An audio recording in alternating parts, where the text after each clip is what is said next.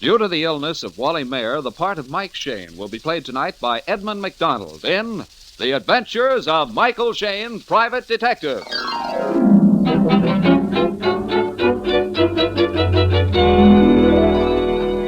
The people who make 76 gasoline and Triton motor oil, Union Oil Company, present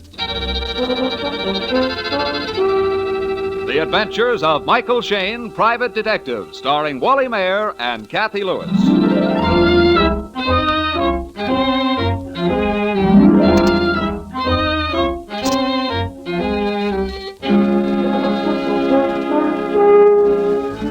It's a bright and sunny San Francisco afternoon.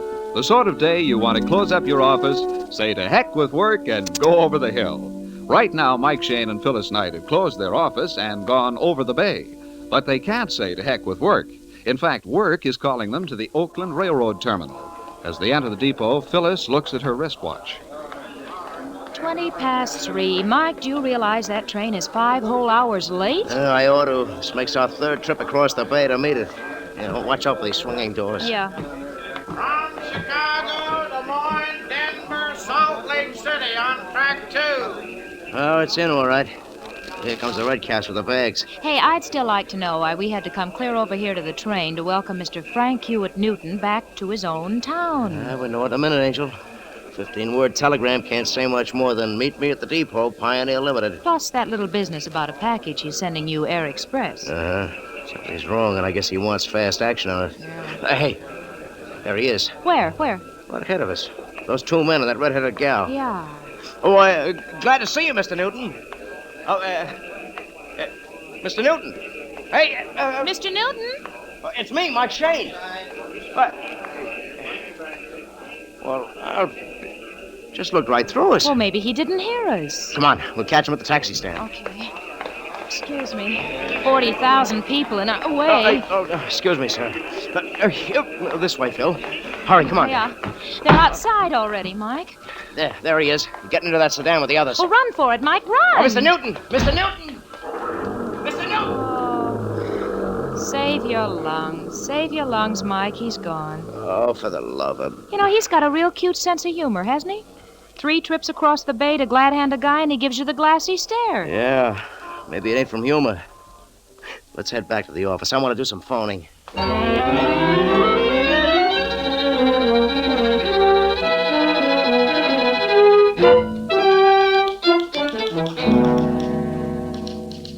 Hello. This is Mike Shayne calling. Mr. Newton in? No, he got back a half an hour ago. He wired me to meet him at the Oakland depot, but something went wrong. Oh, you're Mrs. Newton? Yeah, that's right. Mike Shayne, the detective. I don't know. I got his telegram from Reno telling me to meet him at the train. Yeah, it was sent from Reno. Well, if I knew, I'd tell you, Mrs. Newton. You'll have him phone me. Oh, well, thanks a lot. Goodbye. Oh, so friend husband didn't tell the missus he was arriving home today. Guess not. She thought he was still in Chicago.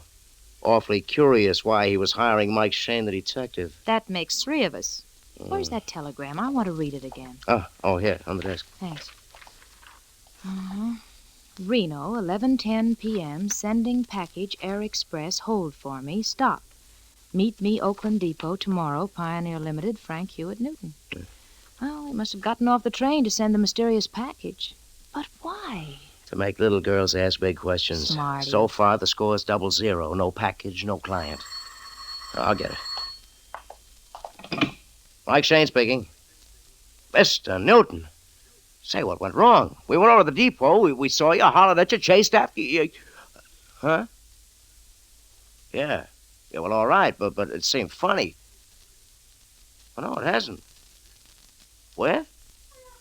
Fairfax Hotel. Well, sure, if it comes before we close the office. Room 911. Yeah, okay. But would you not mind telling me what it's all about? Hello? Hello, Mr. Newton. Hello? Oh, he hung up on me. Well, did he tell you why he gave us the fast runaround? He says he'll explain later. Wants me to bring the express package to him at the Fairfax Hotel when it comes. Well, it sounds to me like he's dodging the sheriff or bill collectors. It sounds pretty worried to me. He's dodging something, or... But what? Or who? You're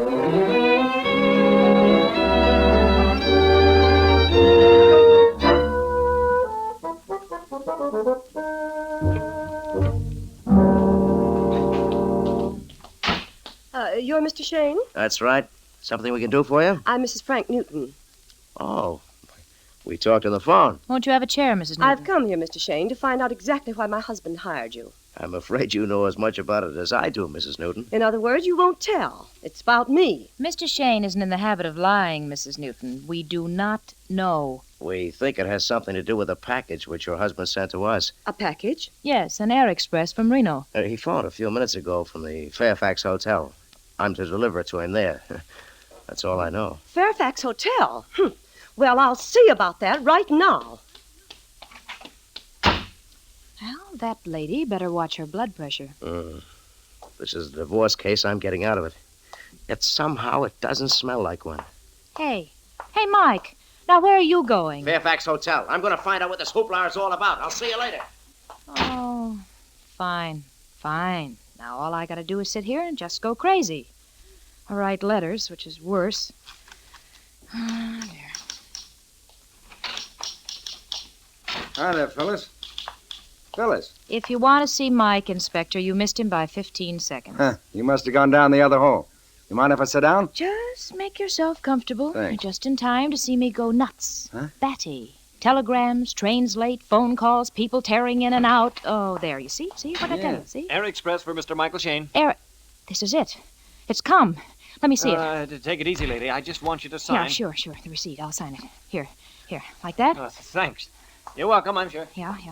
Phil, what's gotten into you? Where's the package? What's the package? What is it all It's about? no bigger than a small book. It doesn't even weigh as much.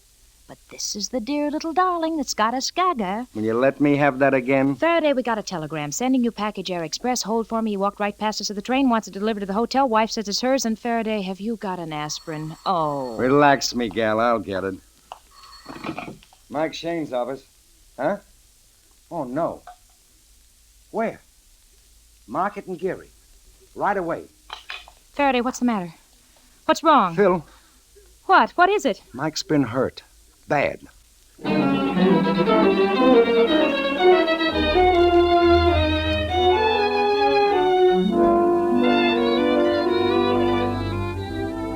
In just a moment, we'll rejoin Mike Shayne and his assistant Phyllis in their adventures. Regular lubrication for your car is, of course, most important, but proper lubrication is even more so. If your car is carelessly or hurriedly greased, important fittings may be missed or left dry. That is why Union Oil stop-wear lubrication means extra insurance against mechanical wear and depreciation. Stop-wear lubrication jobs are a matter of pride with the Union Oil Minutemen. Only the finest, high-quality greases are used. Each fitting is carefully and thoroughly lubricated according to the manufacturer's specifications. While your car is on the hoist, the Minutemen inspect out-of-sight points and check them for danger signs. Stop-wear lubrication is so accurate and scientific that you receive a written guarantee with each job, which is definite proof of reliable service. Your car will roll smoother, handle easier, stand up better with stop-wear lubrication. So, ladies and gentlemen, for guaranteed, reliable lubrication, ask your Union Oil Minuteman for stop-wear. Stop-wear is an exclusive process available only at Union Oil Minuteman stations.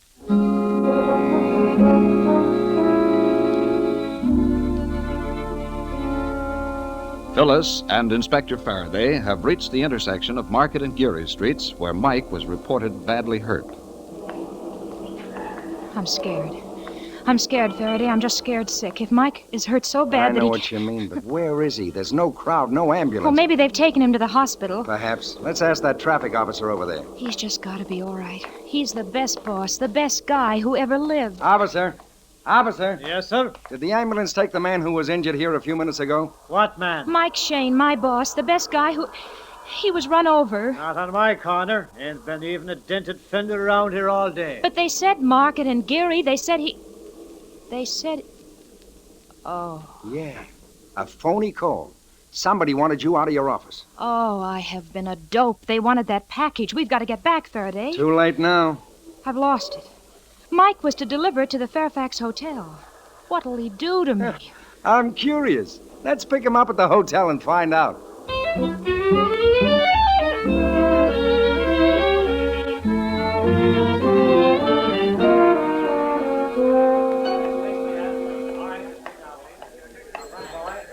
Phil, Faraday, what are you two doing here? Looking for Mike Shayne, Lothario of the hotel lobby. Oh, golly, Mike, it's good to see you alive and whole. Huh? Mike, the Air Express came, and then we got a phone call saying you were hurt and to come quick, and we ran out, and I forgot the package. It's stolen. Holy, we're the oldest trick in the book. Now what'll I tell Newton? Nothing. Just hand him the package. Here it is. Faraday? In your pocket? Yeah, sure. I grabbed it when we tore around. You knew it was a fake call, and you let me go on worrying. I'd like to know who made that call. It was a woman's voice. Mrs. Newton. She tried to get the package before. Maybe. I talked to Mr. Tootin on the lobby phone here. He said he'd be down in a minute. Did he tell you what this hide and seek is all about? No. I think he was holding a conference in his room. One of the men we saw him with him at the depot got out of the elevator. Then you're waiting for Newton now. Yeah, if he ever goes down. Well, let's go up to his room and talk to him. Yeah, I'd like to know what's on the fire myself. I suppose that... Okay, it's room 911. Well, come on, Mike. The elevators are this way. Yes, and so is Mrs. Newton. She just stepped out of one. Yeah. Uh-oh, let's not tangle with her again. Amen. There she's going through that arcade. All right, kids, let's make an end run for it.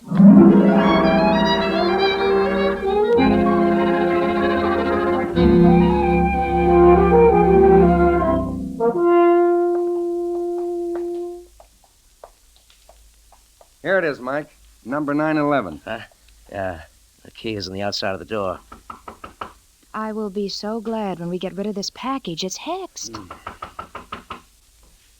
No answer. Suppose we might stick our heads inside. Go ahead. I've got the authority. Mr. Newton. Mr. Newton, it's Mike Shayne. Well, he must have gone downstairs. Hey, what's that noise? Come on, let's find out. I don't see anybody.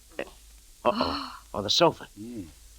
Mike, is he... Useless question, don't you think? Pillow over his face. Oh, it used to be a pillow. It's blown inside out. Stuck the gun into the pillow and used it as a silencer. Is that your man, Newton? Must be. Yeah, I can still recognize him. Yeah, but this man's dead, and we heard sounds. Here he is. Where? Tied up with bed sheets and gagged. Slugged a couple of times, too. Here, give me a hand, Mike. Yeah, you bet. Hey, I know him. This is one of the guys who came out of the depot with Newton. Yeah, he's not tied very tight. Let's get that gag out of his mouth. Oh, thank heavens. I was choking. Can you stand up? I think so. Ooh, dizzy. He hit me so hard. Who are you? Carl Stanton, Frank's business partner.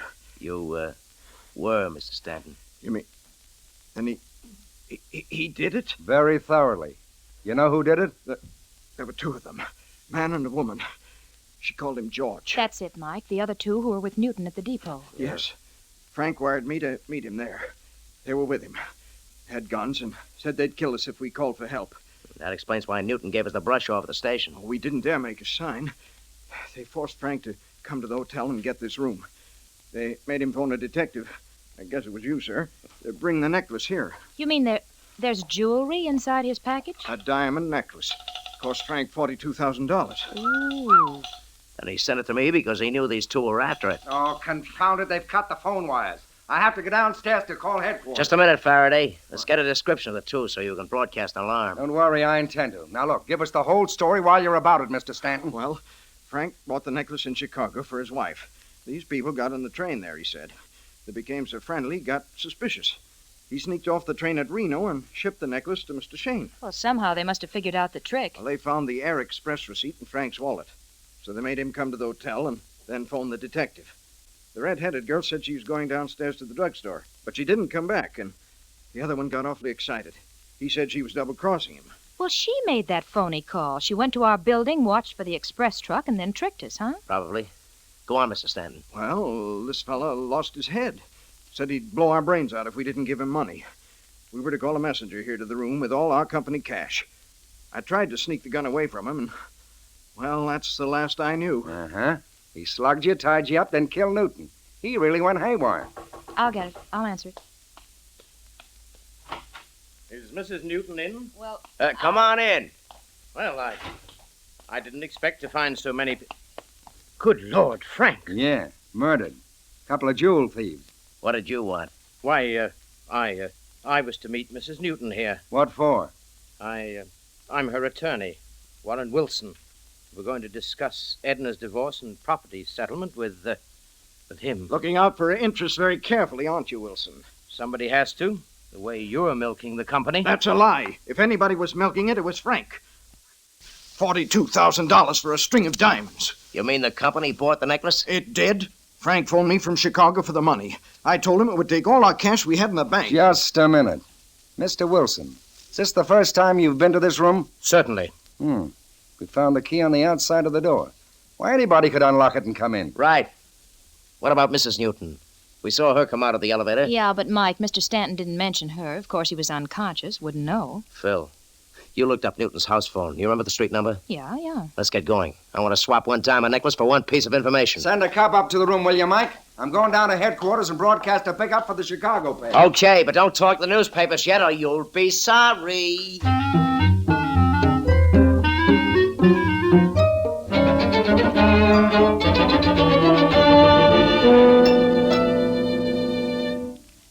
What do you wish to see me about, Mr. Shayne?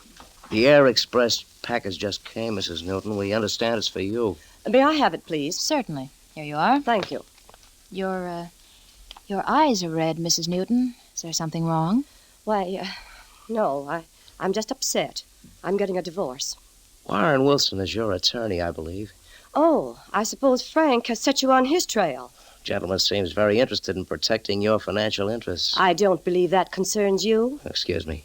By the way, I saw you in the lobby of the Fairfax Hotel a while ago. Did you talk over the divorce with your husband? Yes. How did he take it? Mr. Shayne, if you came here to pry into my private affairs... I came here, Mrs. Newton, to tell you that your husband is dead. He's dead. Who did it? I didn't say he was murdered. No, of course not. I just assumed from the way you spoke... As a matter of fact, he was shot to death. Yes, they're looking for the killers right now. 2 jewel thieves followed Mr. Newton from Chicago. Oh, well, then it was for this. This is my anniversary present. That's a pretty costly one for a man who was going to leave you. Well, if I'd only known.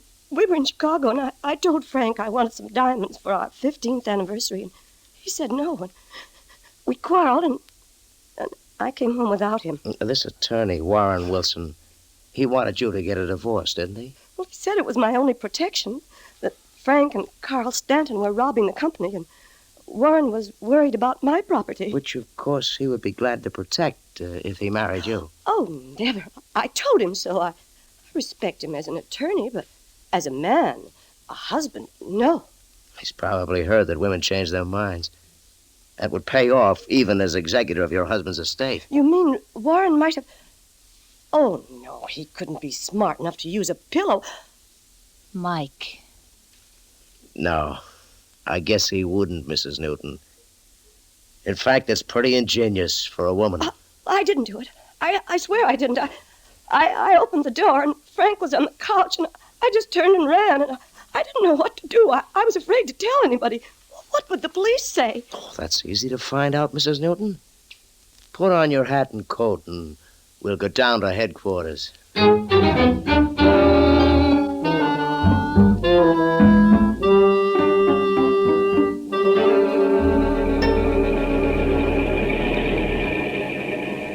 Age 26, 28, height 5 feet 3. Weight 105, red hair. Louder, Phil. Turn it up, will you? Repeating, pickup man and woman. George Highland, alias Slip Doyle. Age 36, height 5 feet 9. Weight 155, blonde hair. Woman Gwen Evans, alias Clara Bloomberg. Age 26, 28. Height 5 feet 3. Weight 105, red hair. Warning, they are killers. They are killers.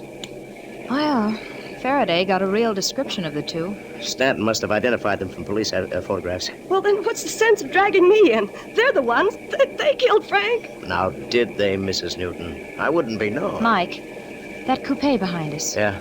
I saw it park across the street when we rang Mrs. Newton's doorbell. You sure of it? I'm positive. Okay, I'll turn at this corner and see what happens.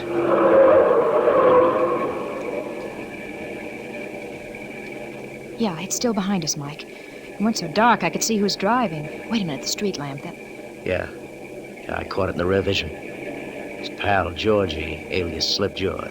The killer. He's alone. He's alone in the car. Oh, he's after my necklace. He's after me. He's after all three of us. Mike, head for a police station. Save our necks and lose? We're heading for the office of Shayne Detective Agency. Mike, you're plain crazy. Maybe. We'll decide that after the trap is set. Oh, fine, if we're still alive to decide anything.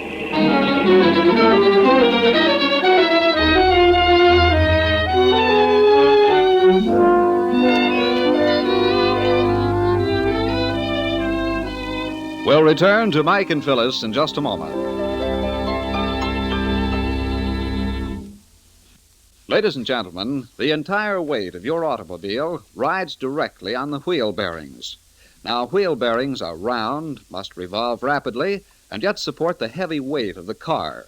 Because of this concentrated pressure, and because they are also liable to damage from brake dust, grit, and water, the front wheel bearings need the best possible lubrication.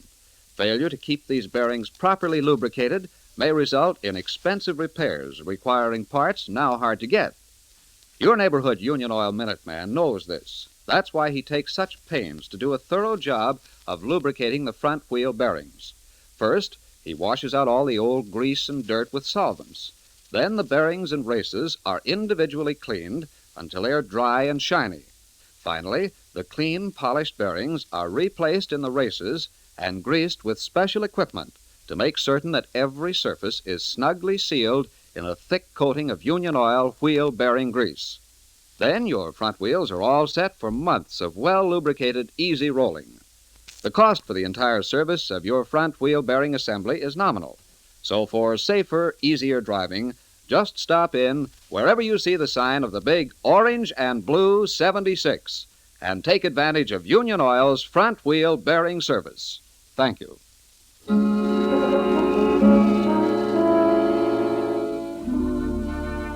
Mike thinks he has a plan to capture the murderer who is trailing him.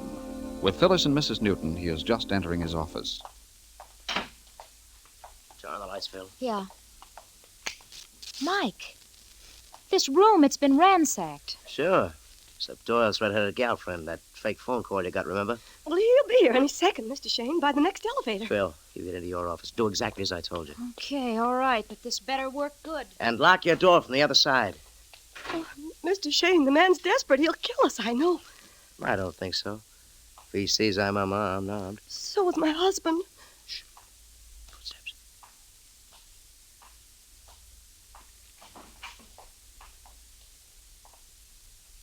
Good evening. Do you always enter with your hat on and a gun in your hand? I saw three of you get out of the car. Where's the girl? Phil? Oh, she went down the hall to the little, she went down the hall. Maybe. Or maybe she's in the next room. Locked. You. Why? Hand over the necklace. Well, I haven't got it. Really, I haven't. Mr. Shayne, he... Oh, he's got it? All right, Shayne. Sorry. I'm fresh out of diamonds, too. Wasting your time, pal. No diamonds in that desk. Your red-headed Valentine gave this place the frisk hours ago. Oh, the dirty little double-crosser. You've got the necklace here somewhere. I saw you go into that house with the package and come out again with it. Grandma, what big eyes you got. I'll give you 10 seconds. I'd hate to spoil your nice carpet with a lot of blood. Oh, don't. Well, I can have the carpet cleaned. And I'll have to unless you hand me your gun right now. What are you giving me? You got a good pair of eyes, chum, but you don't raise them high enough. Next time you test a locked door, look up at the transom. Huh? It's open. And a gun's sticking right through at it. And it's aimed right at your heart, mister.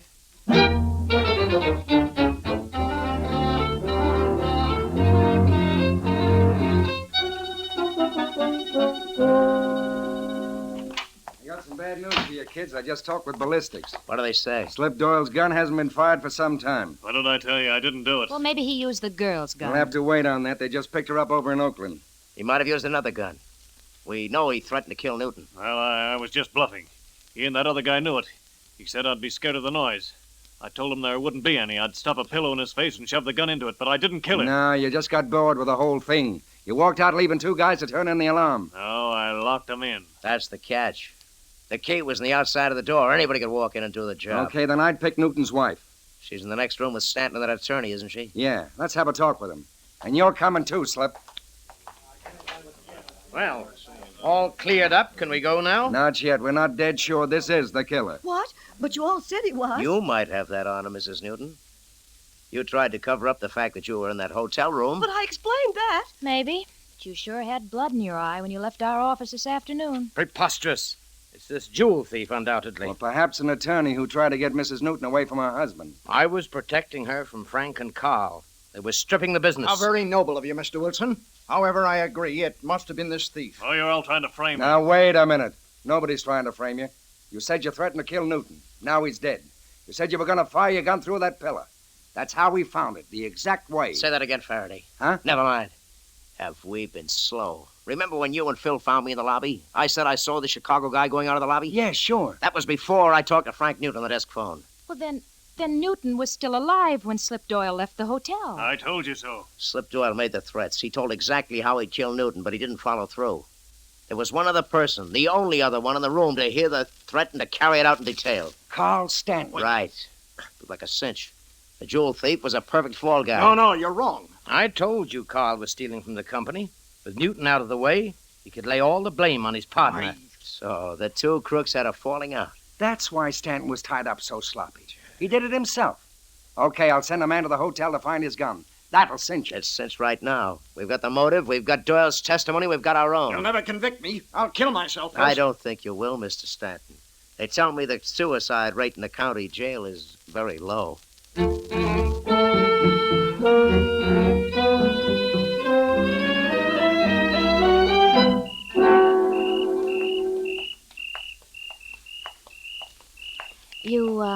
You don't have to see me to my door, Mike. I'm not afraid of the dark anymore. Please, Angel, allow me one little touch of Irish gallantry. Oh, all right. Here we are. Now, if I can just find my keys. Phil. Hmm? Faraday told me how busted up you were when you thought I was injured.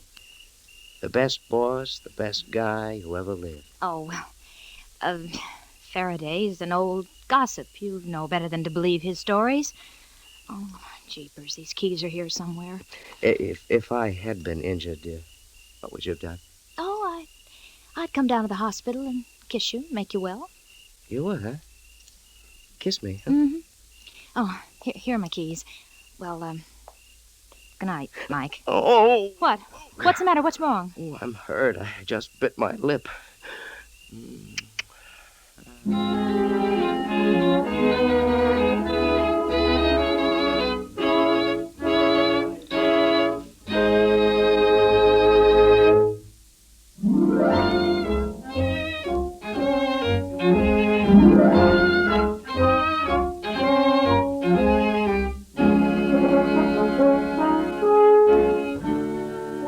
Tune in again next week at 8:30 for another adventure with Michael Shayne, Private Detective, starring Wally Mayer and Kathy Lewis, with Joe Forte as Inspector Faraday.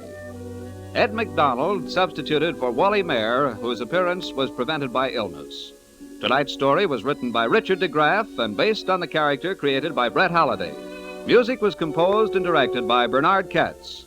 This is John Lang saying goodnight for the people who make 76 gasoline and Triton Motor Oil. Union Oil Company.